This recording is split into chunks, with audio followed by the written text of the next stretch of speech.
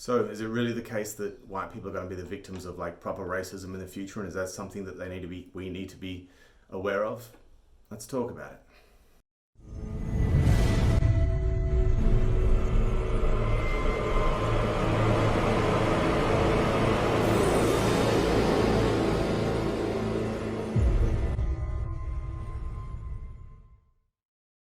Okay, so another day in the culture wars, and another crazy video was dropped overnight on Twitter of someone at university saying something controversial.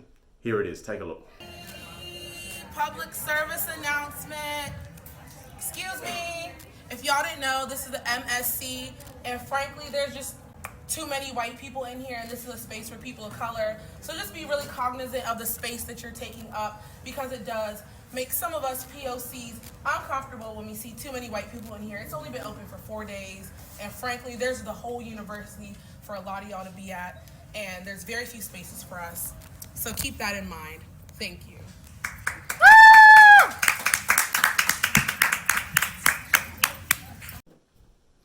Right, so before we get into discussing the video, I'll make a few things clear. That lady's young, she's on campus, I've been on campus in the last few years. It's a totally different area of the world. Don't judge until you've been there. She's probably spent a lot of her life on campus, and I'm 40, nearly 41 years old here. I've got some long amount of experience to try and put these in perspective. Perhaps she doesn't have the same luxuries. So I'm not judging what she says, but nevertheless, this sort of thing is being said, so I want to deal with the statement and not the person. Having said all that, I do have a problem with some of the things that she said, and the first thing I've got a problem with is that she seems to have derived an ought directly from an is.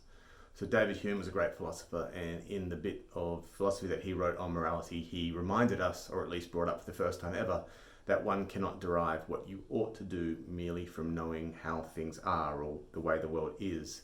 You need to have an is statement, sure, so like the world is the way it is, it has a certain ontology, and you can then want to come up with an ought claim, that is to say, therefore we ought to act a certain sort of way, but you've got to put something straight down the middle of those two things and use reason, or whatever it is that you like, hopefully reason, to derive what we ought to do. So she has said that there are too many white people in the room. So there are, or the ontology of the room is that there is white people in there.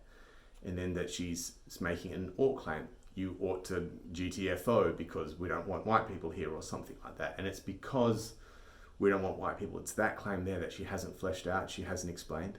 Why shouldn't there be white people in the room? Now I'm going to assume a whole bunch of things here, but I'm assuming that she's probably post-structuralist, maybe neo-Marxist, or at least those epistemologies have crept into her psyche somehow.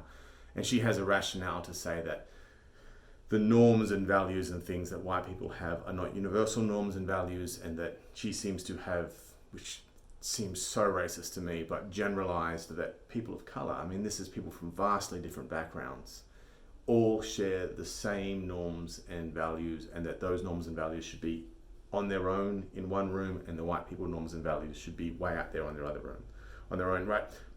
I don't have a huge problem with that, like I disagree with it, but so long as it gets put on the table, we can argue the point. And I think that anyone with half a brain can deconstruct that pretty obviously. It's the fact that she's left it out. Like we all know that there's bad people in the world, and the bad people are going to come up with their own second assertion as to why white people should GTFO. And they won't be so, firstly, civil, they won't be so reasoned, and they may well be damn right criminal and immoral, if you don't think her point of view is immoral anyway. Second problem I have with that is it opens the door to the same argument back the other way. Now we've had recently the idea that black people should GTFO, and we don't have that presently, but is this not opening the door for that to come back in? I mean, this seems an enormous own goal. So I have that first problem with the statement. The second statement that she made, it says something like, the space you're taking up too much space because it makes other people feel uncomfortable, or be aware of the space that you're taking up.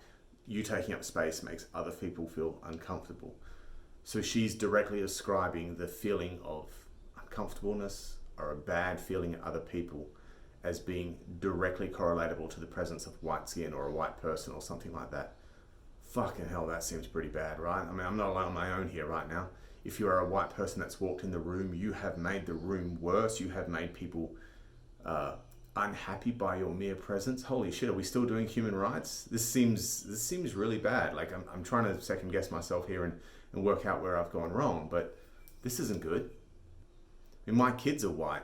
If they walk into a room, have they destroyed the room? Have they made that room worse? I don't see what decision they've made. I don't see what it is, what intention, I don't see how their choices they've made, their intentions, their will, I don't see how their deliberate attempt to change the world to better reconcile with their version of events or their ontologies has occurred yet. I mean, surely we have to make the argument, fine, if fucking Hitler walks in the room, he's made the room worse. No one has a problem with that, assuming Hitler's still the same, he's alive and is still the same guy he was.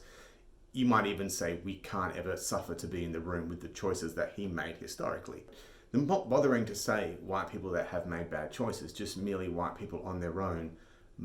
The effect of them is to ruin another person's day. Man, that is a hell of a thing to say. I don't think we could reconcile past that. If that catches on, we're in really big trouble, and it is catching on. And the last statement, which I don't have that much of a problem with, but I want to bring up anyway, is the statement that there are very few spaces for us. I assume she's referring to POCs. Perhaps that could be a descriptive statement. If she genuinely does have some power to speak on behalf of all POCs everywhere, and I'd be surprised if she did, but if she did, she could be describing the feelings of all POCs everywhere. Maybe that's true.